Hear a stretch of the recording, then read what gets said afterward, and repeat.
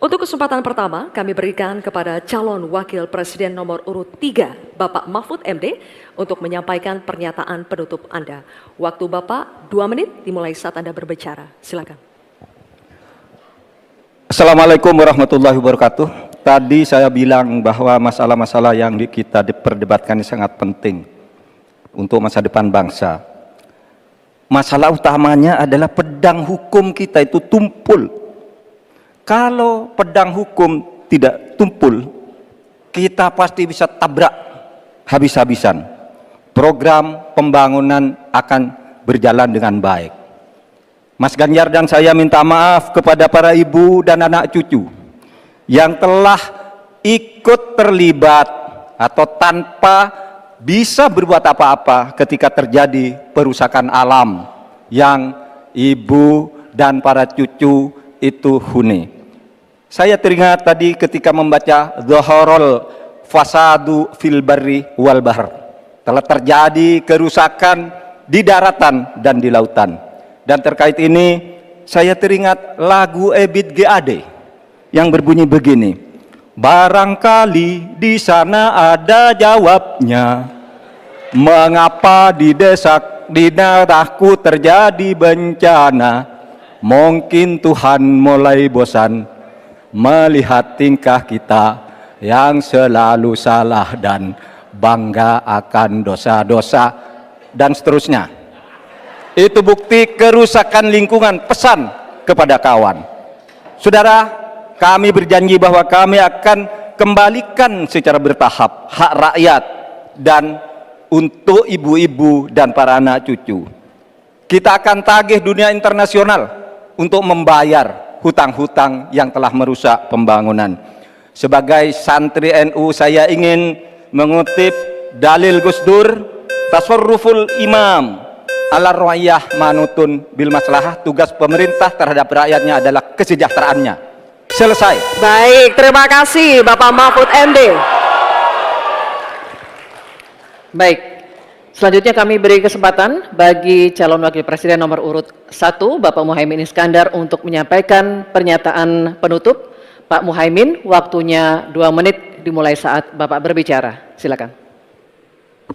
Inti dari pembangunan berkelanjutan adalah tidak ada satupun yang ditinggalkan. Dari petani, peternak, nelayan, masyarakat adat, dan seluruh kelompok-kelompok rentan lainnya. Pembangunan berkelanjutan jangan diabaikan, malah ngurusi kekuasaan yang berkelanjutan. Oleh karena itu kita harus ingat bahwa Quran menyatakan Dhaharul Fasad fil Barri wal Bahr bima kasabat aydinas. Telah nyata kerusakan di darat dan di laut karena ulah tangan manusia. Bahkan Paus Fransiskus juga mengingatkan kepada kita semua, posisi yang agak rawan masa depan kita harus melakukan taubat ekologis. Taubat itu dimulai dari etika. Sekali lagi, etika. Etika lingkungan dan etika pembangunan. Jangan ugal-ugalan, jangan ngangkangi aturan, jangan sembrono, ojo sakarepe dhewe. Saudara-saudara sekalian, insya Allah kalau Amin mendapatkan mandat, kita akan sungguh-sungguh. Yang pertama, kita akan anggaran untuk mengatasi krisis iklim, kita tingkatkan secara signifikan, termasuk riset sekaligus implementasi energi baru dan terbarukan. Kita sahkan RUU masyarakat adat secepat-cepatnya. Dana subsidi atau dana untuk masyarakat desa kita tingkatkan 5 miliar per tahun agar warga desa dapat menikmati pembangunan. Yang selanjutnya kita juga akan teruskan subsidi BBM untuk masyarakat miskin, petani, nelayan miskin, dan kelompok rentan lainnya. Transportasi publik menggunakan energi listrik juga menjadi salah satu solusi untuk mengurangi polusi dengan cara pembangunan kota. Reforma agraria harus dieksekusi untuk memangkas ketimpangan. Saatnya kita berubah, saatnya kita pilih perubahan. Baik, terima kasih Bapak Muhaimin. Baik, kita akan berikan kesempatan juga kepada calon wakil presiden nomor urut 2, Bapak Gibran Rakabuming Raka, untuk memberikan pernyataan menutup. Waktu Anda 2 menit dimulai ketika berbicara. Silakan. Baik, terima kasih. Saya tidak akan pernah bosan-bosan membahas hilirisasi. Dengan hilirisasi kita akan keluar dari middle income trap. Dengan hilirisasi kita akan meningkatkan nilai tambah di dalam negeri. Dengan hilirisasi kita akan membuka lapangan pekerjaan seluas-luasnya. Tentunya dalam pelaksanaannya dipikirkan aspek lingkungan, keberlanjutan, dan sosialnya. Dampak perubahan iklim ini semakin nyata.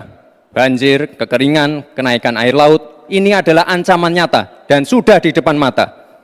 Semua masalah ini adalah tantangan zaman now. Membutuhkan solusi zaman now. Tantangannya adalah bagaimana kita mencari titik tengah, titik keseimbangan.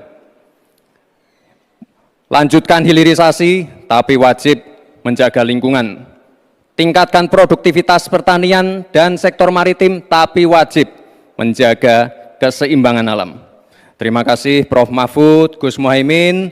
Semoga debat malam ini memberikan gambaran tentang kemana arah bangsa ini akan melangkah. Sekali lagi, tantangan zaman now membutuhkan solusi zaman now.